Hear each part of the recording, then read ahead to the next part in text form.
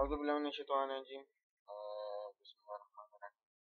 आज हम लोग जो है वो पढ़ने जा रहे हैं फिजन। फिजन हमारे पास क्या होता है, ठीक है, और इसको हम लोग थोड़ा सा डिटेल में जो है वो यहाँ पे जो है जानने की जो है वो कोशिश करें।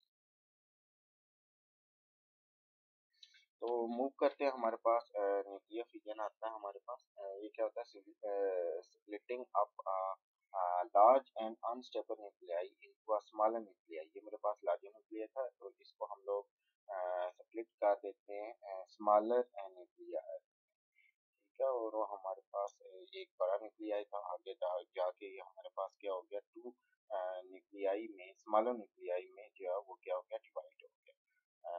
हम लोग कह सकते हैं कि इसमें हमारे पास लॉट्स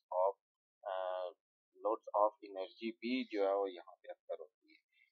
एज यूजुअल अगर हम लोग देखें तो हमारे पास न्यूक्लियर एनर्जी जो है वो हमारे पास इसकी एक किस्म की बेस्ट कहलाती है।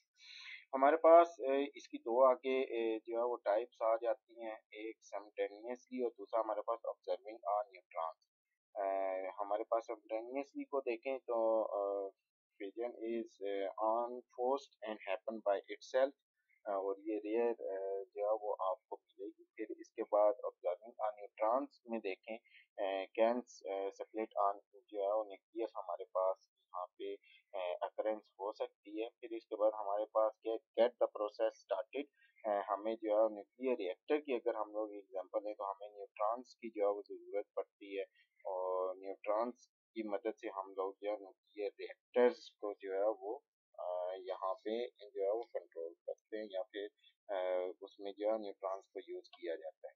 अब देखें हमारे पास यहाँ पे जो है वो हमारे पास एक जो है यूरेनियम का न्यूक्लियस था, जो है वो न्यूक्लियस यहाँ पे मौजूद है U-235, ठीक है। और ये हमारे पास लेस स्टेबल है, न्यूट्रॉन्स आया, न्यूट्रॉन्स यहाँ पे आके हिट हुआ, हिट होने के बाद हमारे पास यहाँ पे स्मॉलर जो है वो न्यूक्लियाई के अंदर जो है ये क्या हो गया, स्प्लिट हो गए, ठीक है। ये देखें हमारे पास दो स्मॉलर बन गए, फिर अगेन हमारे पास दो स्मॉलर और बन गए, फिर एनर्जी इसमें से जो है वो हमारे पास क्या हुई, जो है एनर्जी, लोड्स ऑफ एनर्जी हमारे पास आई in the form of gamma radiation, okay.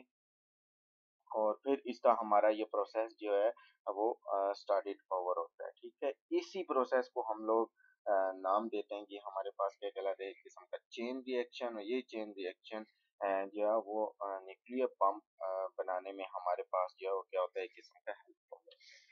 Next चलें तो हमारे पास न्यूक्लियर रिएक्टर की अगर हम लोग बात करें यहाँ पे, ठीक है, न्यूक्लियर रिएक्टर की बात करें तो न्यूक्लियर रिएक्टर में rate of fission has to be carefully controlled, और उसको कंट्रोल करने के लिए हमें कंट्रोल जो है वो रॉड्स की ज़रूरत पड़ती है, और load into a reactor observe neutrons, और ये हमारे पास जो है ऑब्जर्व करता है न्यूट्रॉन्स को, ठीक है। जो एनर्जी हमारे पास आती है न्यूक्लियर रिएक्टर में, वो हम लोग हीट अप के लिए यूज़ करते हैं। हीट अप, वाटर को हीट अप किया जाता है, हीट अप करने के बाद जो है वो हमारे पास एनर्जी स्ट्रीम की फॉर्म में आ जाती है, और वो स्ट्रीम की एनर्जी जो हमारे पास आती है उसको फिर हम लोग यूज करते हैं टू ड्राइव द टरबाइन। फिर वो टरबाइन की मदद से जो भी एनर्जी हमारे पास प्रोड्यूस होती है वो हमारे पास इलेक्ट्रिसिटी जो एज अ जनरेटर जो है वो हमारे पास आ जाती है।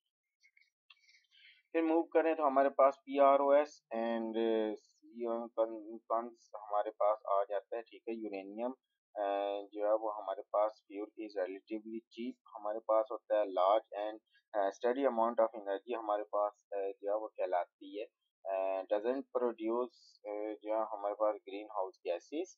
और दूसरी तरफ हम लोग मूव करें तो न्यूक्लियर एनर्जी हमारे पास आती है। पावर प्लांट्स जो है हमारे पास एक्सपेंसिव टू बिल्ड जो है कंसिडर किए जाते हैं, और मे भी हो सकता है कि हमारे पास जो है वो रिस्क ऑफ मेजर जो है डिजास्टर्स हमारे पास आ जाते हैं, और न्यूक्लियर वेस्ट भी हो जाता है एक्सपेंसिव भी जो है हमारे पास प्रोसेस कहलाता है।